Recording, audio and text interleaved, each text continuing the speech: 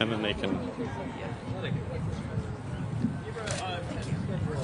check 1 2 check check testing check check mic check. This is for the press mic check 1 2.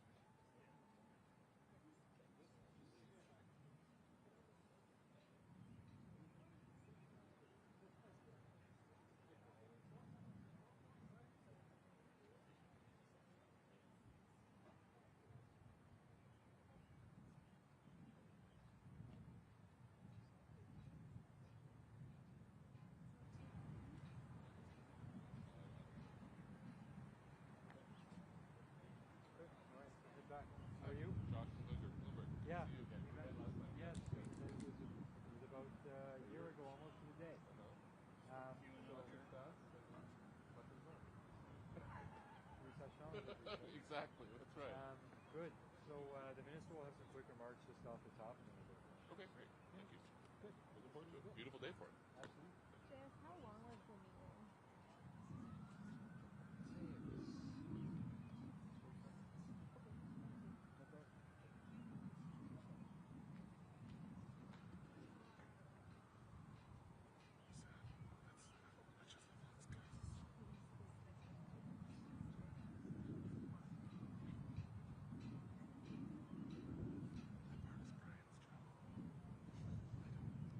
Hey, Greg.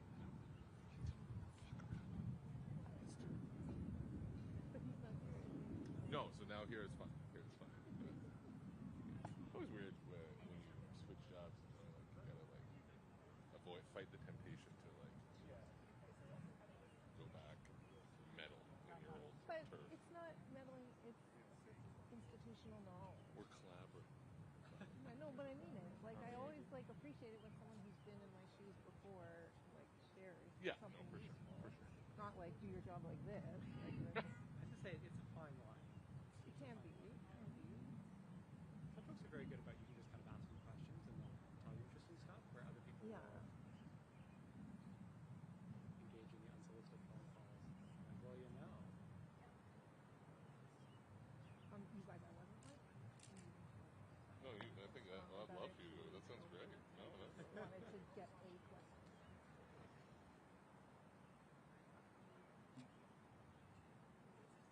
If anyone's itching to cut in front of me, you're welcome to. In Ottawa now, we have to line up an hour before the phone. Shush. That's why I'm like, Come no one's on. standing up. No, I swear to God. Just to ask a question, Yeah. you have to queue for it. Well, 40 minutes and you're probably going to get one. But less than 40 minutes. Here we forget don't it. have to do that, but the gaggle goes on for an hour. So pick your poison. Right. You ever go to a scrum at the National Assembly back where they brought out Luc Briard, and he was it was like the Donald Trump, I mean, a very different type of politics than Donald Trump, but it was like that That's method where he kind of- literally stayed and answered every single question and scrum around for over an hour. And I was like, this is sort of horrible, but I guess it does feel very transparent. And it literally got to the end where all the reporters are kind of exhausted for 3 hours saying nothing. Right. Beyond the Nick approach from West Wing.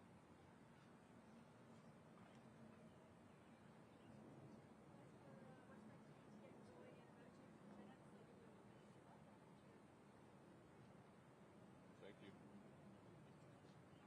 And you're not on time for 5. Power play.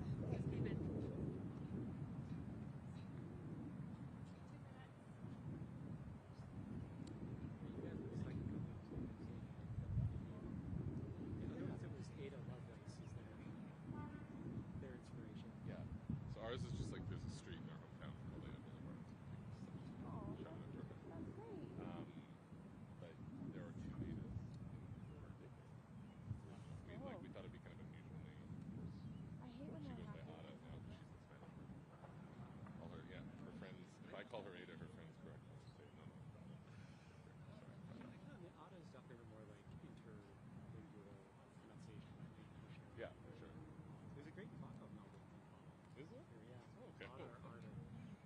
This is last time.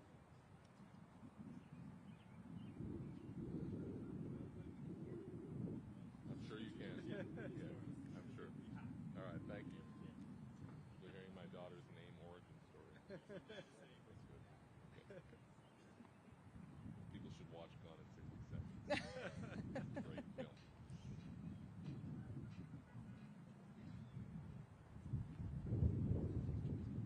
I would actually appreciate it if my children's names were not broadcast on all school Yeah, fair enough. across the country, but No, it was interesting. Like, we had 4 shortlist ones. I thought they were all sort of obscure. I searched all of them. oh jeez.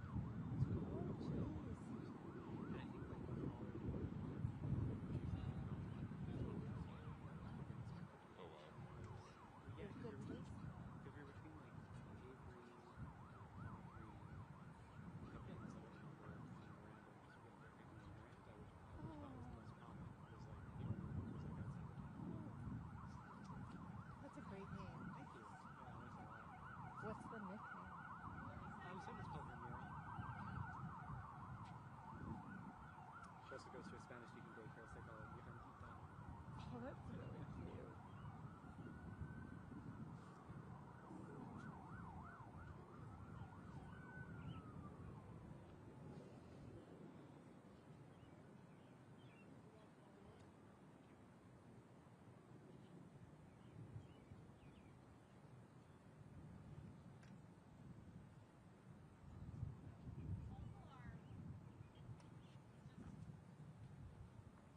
$30 was a false alarm. This is the most annoying email thread I've ever sent. Okay, 30 seconds for real. Stuff lost in the They're just gonna have to dance. That's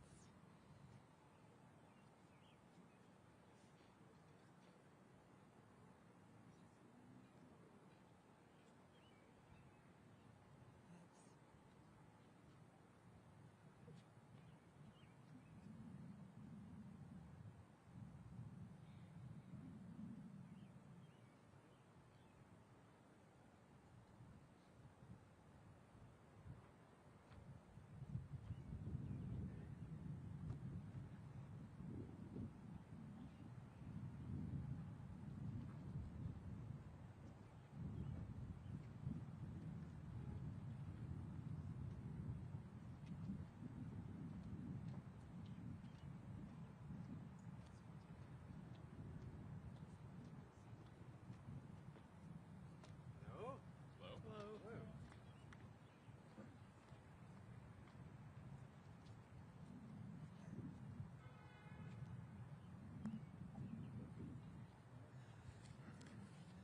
Alors, merci beaucoup tout le monde.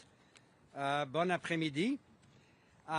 We had a positive meeting with Ambassador Greer, Janice Charette and I, and a number of senior officials from the U.S. Trade Representative's Office. We had an opportunity to take stock of progress that had been made over the last number of weeks on a series of technical issues, and we presented a number of specific proposals to Ambassador Greer that we think are good in the broader context of the North American economy and respond to some long-standing issues that the United States has raised with us. I also had the opportunity to discuss with Ambassador Greer the letter that I sent to my American and Mexican counterparts yesterday, where I confirmed, as you know, that Canada would be ready to extend the CUSMA agreement by 16 years. We also looked ahead to July 1st and discussed what might be the course of our work on July 1st. Of course, Madame Charette and I raised the long-standing issues around sectoral tariffs on issues critical to the Canadian economy, automobiles, steel, aluminum, softwood lumber. Of course, we raised those issues with Ambassador Greer. We'll continue some further exchanges over the coming days this week Ambassador Greer is leaving Washington soon. We agreed that he and I would be in touch again next week. And I reiterated to Ambassador Greer what the Prime Minister had said in New York last week, that a strong, prosperous Canadian economy is good for North America. And we discussed how we can work together on a number of issues that strengthen the competitiveness of the North American economy. Alors, ce fut une longue rencontre avec l'ambassadeur Greer, une rencontre qu'on a constatée était positive. Nous avons eu l'occasion de discuter le progrès réalisé au cours des dernières semaines. Il y a eu plusieurs conversations, Madame Charette avec son homologue, l'ambassadeur Getman. Il y a eu aussi récemment que hier des discussions techniques assez détaillées. Alors nous avons pris connaissance du progrès que nous avons fait ensemble dans ce contexte-là. Et en se basant sur ces progrès, nous avons présenté à l'ambassadeur Greer une série de propositions spécifiques qui, de notre avis, sont bonnes pour l'économie nord-américaine et qui répondent aussi à des enjeux que les Américains ont soulevés avec le Canada depuis longtemps. Nous avons également eu l'occasion de discuter la lettre que j'ai transmise à l'ambassadeur Greer et au secrétaire Ebrard, dans laquelle nous confirmons la volonté du Canada de prolonger l'entente de l'ACUM de 16 ans. Nous avons finalement discuté ou abordé la question du 1er juillet et le travail et qu'est-ce que nous allons faire ensemble au cours des prochaines semaines. Bien sûr, nous avons soulevé et discuté les tarifs sectoriels qui présentement sont extrêmement difficiles pour les secteurs essentiels à l'économie canadienne. On parle évidemment du bois d'œuvre, de l'acier, de l'aluminium, des automobiles. Alors ça a été un sujet que nous avons abordé évidemment avec M. Greer. Et pour conclure, nous nous sommes mis d'accord sur d'autres conversations qui vont avoir au cours des prochains jours. L'ambassadeur Greer quitte Washington plus tard aujourd'hui et il sera de retour à la fin de la semaine et on a convenu de continuer notre discussion avec lui à ce moment-là. Alors ça résume un peu nos discussions. Et comme toujours, vous savez comment j'ai hâte à prendre vos questions. And with that, I know all of you know how excited I am, and I know Janice shares that excitement on this beautiful Washington spring day to take your questions. And thank you for being here at this magnificent embassy in Washington. Thank you, Minister. Merci, Monsieur le Ministre. So we'll start with Abigail Bimman and just try and get through as many people as possible. Please, we'll keep it to one question, one follow-up, and please state your outlet as well. Abigail Beeman, CTV News. Thank you for taking our questions. You talked about raising your letter with Ambassador Greer and the 16-year request from Canada. After today's meeting, do you believe that that's attainable? I'm eternally optimistic, Abigail. I think it's in the economic interest of North America to commit to that trilateral framework for another 16 years. We took stock of the work that the Americans want to do with Canada and the work that we're prepared to do over the coming weeks. I remain optimistic about the work that we can do with the Americans, but July 1st is a date where our trading partners will have something to say about that, and we have a lot of work to do between now and July 1st. And as Ambassador Greer said, after July 1st, the agreement remains in place. It falls to a 10-year term with annual reviews. What he said to us privately is not different than what he has said publicly. But I think all of us know that the road to conclusions in these conversations is sometimes not a straight line. You can suddenly hit clear air turbulence when you don't expect it, and sometimes you can have a very smooth ride with no turbulence. So I remain optimistic that we'll focus on the latter. The messaging from the government in general seems to be that Mexico really isn't that far ahead. And I want to ask, with Mexico concluding one formal round of talks and 2 more scheduled, and Canada, as far as I yet know, not having any formal talks scheduled, how are we not behind? So I obviously won't speak to the discussions that Mexico is having with the United States.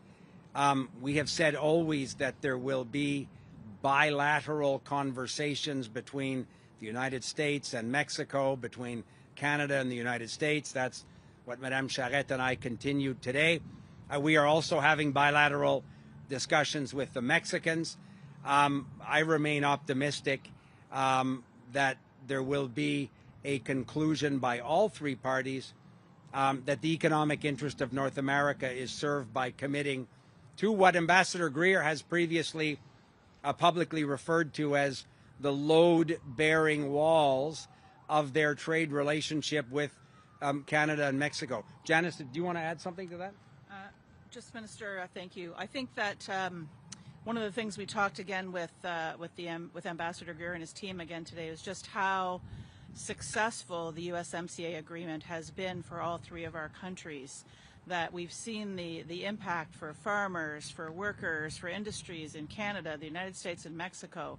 We've seen the bilateral trade that has increased, the trilateral trade that has increased as a result of the USMCA agreement, and the chance to kind of get to a position where, as quickly as we can, kind of replace the agreement, the stability and the certainty and the predictability that that agreement offers, and the importance of trying to get to there as quickly as possible.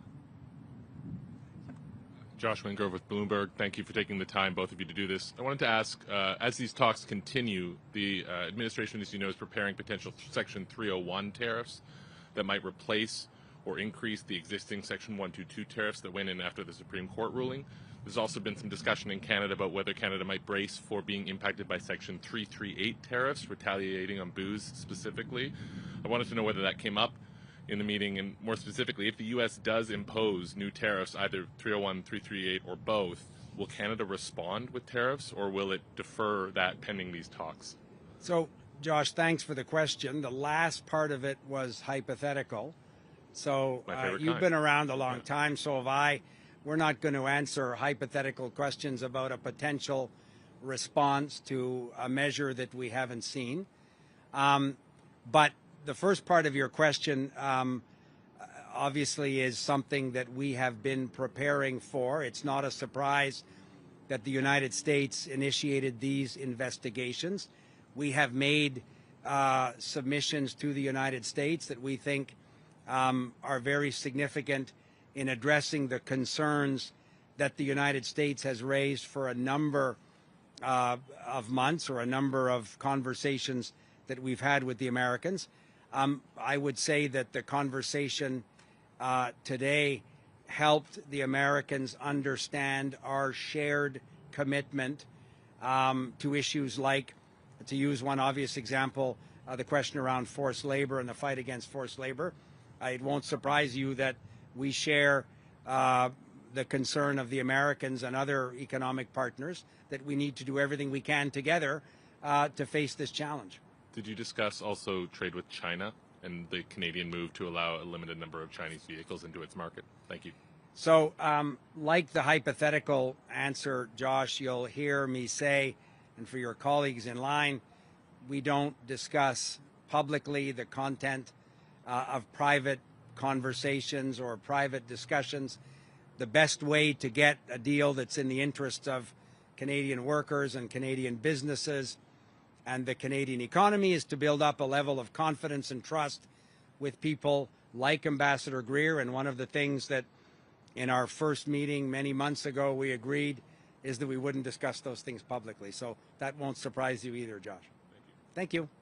Adrian Moore with the Globe and Mail. Minister, you said that today you presented some proposals to Ambassador Greer. What did you propose? So again, it's a perfect sequel to the question that Josh just asked. We're not going to discuss the details of those conversations. The Americans have for a long time publicly talked about trade concerns they have with all of their trading partners, not just Canada and Mexico, but other trading partners as well.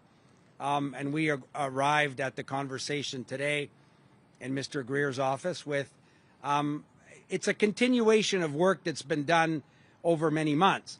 But sitting with Ambassador Greer at his office, we took the time to talk about specific issues that Canada, on which Canada can propose, we think, measures that should give the Americans a lot of comfort.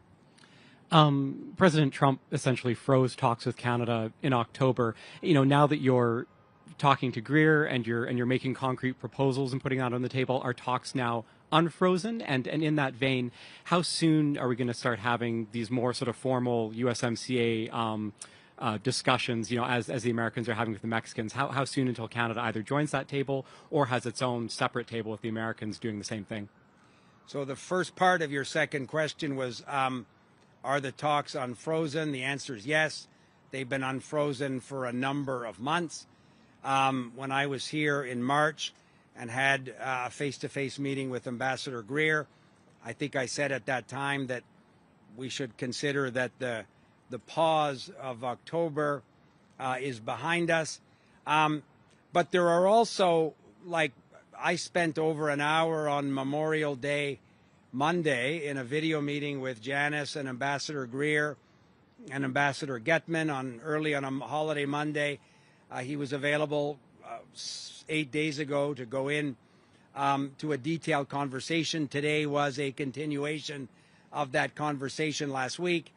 Janice has multiple times a week discussions with Ambassador Getman.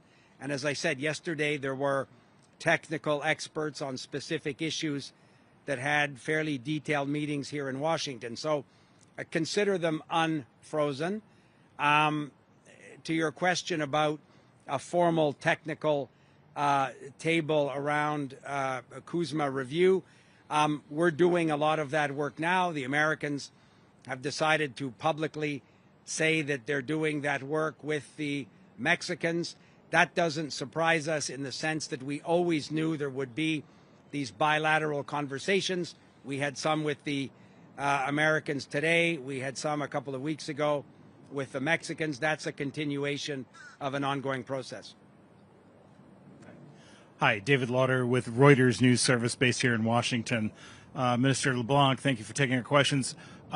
In terms of getting to maybe a more formal round of negotiations, do you have to resolve some of these issues first, such as the steel and aluminum tariffs, or getting some understanding on that before you sort of move to more full-on negotiations?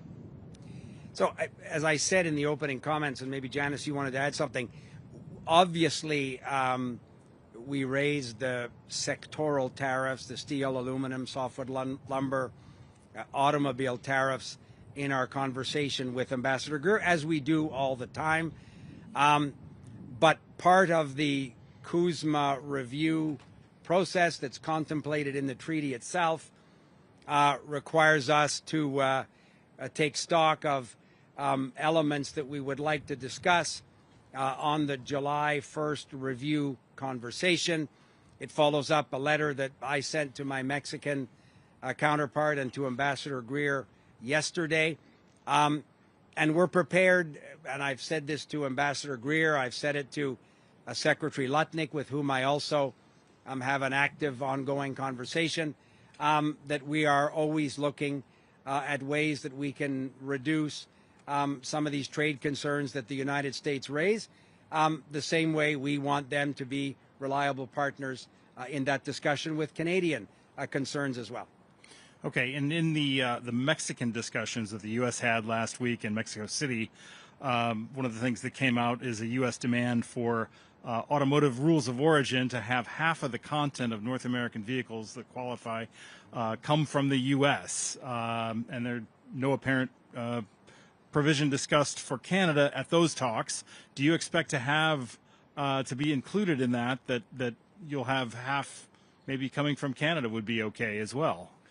So, of course, we expect and are confident that as issues as important as changes, for example, to some of the rules of origin in a trilateral agreement, we are very confident that we will have those conversations with the Americans and the Mexicans as well. But Janice, on the specific automobile rules of origin, do you want to add something?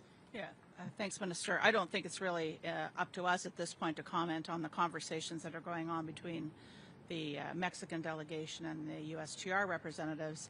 I will say that the work that under Minister LeBlanc's leadership we've been doing is really to try to focus on making progress, which is I think what we did today with colleagues from USTR, to resolve issues where it's in Canada's interest to do so, and that's been our focus. And we're not waiting for any kind of official process or anything to do those. We're doing that work and getting those things resolved. And then when the USTR folks and the Mexicans are at a point where they can turn to us, we'll be ready. Thank you. Hi, Mike Crawley from CBC News. Minister LeBlanc, just a little more precision, if possible, from the question that Adrian asked. Have the Americans given you any indication of any obstacles before they're willing to say, hey, we're now in formal talks? If, for instance, have they said, you got to get the provinces to end the alcohol bans? What's what is stopping you from moving into the formal talks? I wouldn't have been as absolutist as say that there's a stoppage from moving into the formal talks. This is part of a process. And again, you're characterizing, and I understand the characterization. The formal talks come with a joint news release and a joint social media post. I get that. But I also get that we have had substantive and detailed discussions over a number of weeks on all of those issues that people speculate are being discussed in other fora as well. So I am confident that we're doing the work necessary, as Janice said, and I appreciate that you want to reiterate in a terrific way, rephrase the question of your colleague earlier. Sadly, the answer is sort of the same. It would be exactly the same, but I don't remember the exact words. But we're not going to get into the details of that sort of level of detail. I think you used the word detail. I understand that. But sadly, this isn't the moment to get into that level of detail. The place to do that is across a table in a cordial, constructive conversation with the Americans and the Mexicans. And the good news is that's exactly what we did today. Mr. Reggie Cicchini with Global News. You said you were optimistic. You acknowledge that the road ahead is going to have curves in it. It's not straightforward, but there is concern at home. So what advice or what scenarios should Canadian industry be preparing for if talks don't go well, which, yes, is a hypothetical, but assuming that this goes well is also a hypothetical? And in this city, there are endless hypotheticals. So that's not new to this particular moment. We are obviously doing the work to prepare for any scenarios. As I said, recognizing that this trip has not been without some turbulence. We've all been in contexts where there's turbulence. You don't take your seatbelt off and run up and down the aisle and kick in the cockpit door. You remain focused on the work that you need to do, and you come through the turbulence very much focused on the outcome. To continue the analogy, that's to land safely. The outcome that we're looking for is one that's in the interest of Canadian workers and farmers and Canadian businesses. So that's the work we're doing. Today was an important step in the continuation of that work. On July 1st, as Ambassador Greer himself has said publicly, if there is no consensus amongst the three parties to extend for 16 years, the agreement remains in place for 10 more years, and there's a series of annual reviews. But all three countries could agree also on a different scenario and a renewal after July 1st. So I think we've got to be careful not to set up a cliff that doesn't exist. But I do totally take the premise of your question about the uncertainty and concern that Canadian businesses have, Canadian workers have. That's why the government is always ready to look at ways to support those industries and those sectors. At the same time, focusing on diversifying our trading relationships, building a more resilient economy at home, but doing the work necessary to come to an agreement with our most important trading partner and our neighbor, in whose capital we're standing today. Oh, Janice may want to add, please. If I could. Thanks, Minister. I think that the other message I would say that we've been sharing with Canadian businesses, with farmers, with representatives from the labor associations is just how important it is for all of us to be making the case here in the United States and in Mexico on why a strong Canada is so essential for a strong, integrated, globally competitive North American economy. And we're joined together with them. We're fighting very hard in their interests, and their interests are in us getting to an outcome where we have the lowest possible tariffs on the narrowest basket of goods with the most market access for Canadian products, and that we do this in a way that preserves the value of the USMCA, and that is the carve-out or the exemption for USMCA compliant goods. And we're working very hard with our Mexican counterparts to make sure that, in their conversations, there's nothing that's going to happen in their bilateral agreement that undercuts any of the Canadian advantages. So I think, we know where we want to get to. We're working very hard with them on a shared plan to get there, and it's really important that we just keep up, and make sure that in this city where there's so many other issues running, that that the value of this agreement and the importance of this agreement for the United States and for Mexico is really clear. Monsieur Leblanc, Louis Blouin de Radio-Canada. Mais Louis, j'ai trouvé ça vraiment bien. Je pensais à ça quand je vous ai vu en ligne d'attendre pour votre collègue francophone à la fin. Vous avez assuré qu'on va tout vider la ligne. On pose les meilleures questions. Tout vider la ligne de questions avant, exact. Parce qu'on n'aurait pas quitté sans prendre une question en français. Voilà. Alors, je suis content de vous voir, Louis. Alors, les vraies réponses, exact. Monsieur Leblanc. Il y a toujours des vraies réponses ici. Aidez-nous à comprendre l'ambiance autour de la table. Je veux savoir si le Canada est en meilleure posture aujourd'hui, après la rencontre que vous avez eue après-midi, pour ce qui est des tarifs sectoriels, notamment, qui sont imposés au Canada. Est-ce que vous voyez le moindre progrès aujourd'hui, après avoir passé une heure avec M. Greer? L'ambiance, pour répondre précisément, Louis, à votre question, l'ambiance était cordiale. On a discuté des éléments assez personnels de nos plans au cours des prochaines semaines. M. Greer a partagé des moments personnels avec nous. C'était cordial, l'ambiance était positive. Les discussions étaient substantielles. On continue d'approfondir le niveau de détail dans les conversations. Et c'est ça qui est important. C'était pas une discussion à haut niveau. On a rentré dans les détails d'enjeux qui préoccupent les Américains. C'est des enjeux qui discutent publiquement. On a aussi abordé en détail des enjeux qui préoccupent le gouvernement du Canada, nos amis dans les provinces et les territoires, les secteurs de l'économie canadienne que vous connaissez bien. Moi, je suis optimiste de nature, Louis. Moi, j'ai laissé la réunion, peut-être Mme Charette pour ajouter quelque chose. Moi, j'ai laissé la réunion avec un sentiment qu'on a continué de renforcer la précision de nos conversations. Il y avait des éléments qui étaient nouveaux pour M. Greer dans nos conversations aujourd'hui. Sa réaction n'était pas négative, mais je sous-estime pas, je l'ai dit en anglais précédemment, je sous-estime pas les moments de turbulence qui pourront venir au cours des prochaines semaines, des prochains mois. On est dans une ville qui peut foncièrement être turbulente. Nous sommes face à des circonstances qui changent assez vite.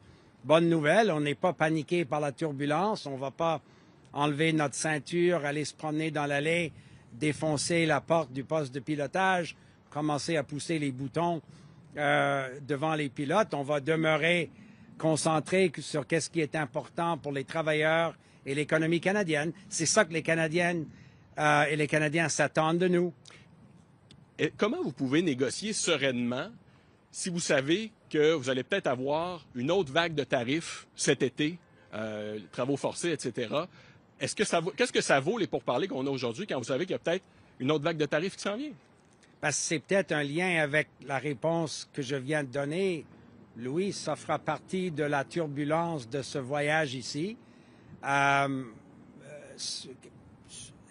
veut pas dire que face à cette possibilité-là, on refuse de discuter avec M. Greer, on refuse son invitation de venir à Washington aujourd'hui. On s'est convenu de se parler encore la semaine prochaine. Alors, la meilleure façon de gérer ces éléments imprévisibles, c'est précisément d'avoir un lien de confiance et direct avec des personnes comme M. Greer ou M. Lutnick. Et c'est le travail que je fais. Janice, voulez-vous ajouter quelque chose? Juste une chose, peut-être, M. le ministre, c'est-à-dire que nous avons vu hier soir des changements dans des États-Unis sur ces mesures tarifaires. Et en attendant, ça pourrait arriver n'importe quand. Et ça renforce pour nous l'importance de continuer le travail pour les persuader que l'échange avec le Canada, l'industrie Canada, les fermiers canadiens, les travailleurs-travailleuses canadiens, contribuent à une économie nord-américaine plus forte, plus compétitive, plus capable de se battre contre les autres économies. Et on prend rien pour acquis. Il faut continuer notre travail pour renforcer notre position et pour vraiment faire la bonne fight pour tous les Canadiens. And we'll conclude with one question from Kelly Malone, Canadian Press. Kelly Malone with the Canadian Press. Thanks so much. We saw your letter today. Did you receive a letter from your Mexican or American counterparts? And can you disclose what they indicated they want to do with the future of CUSMA? So, two questions. Do you want me to take the first one first or the second one first? So, your choice. I'll start with your first question. Yes, we received letters from Ambassador Greer and Secretary Ebrard. And no, it's not up to us to disclose the contents of their letters. But we look forward to working with them on the many shared priorities that the correspondence revealed. Thank you very much. Thanks. Merci beaucoup. Merci, Josh.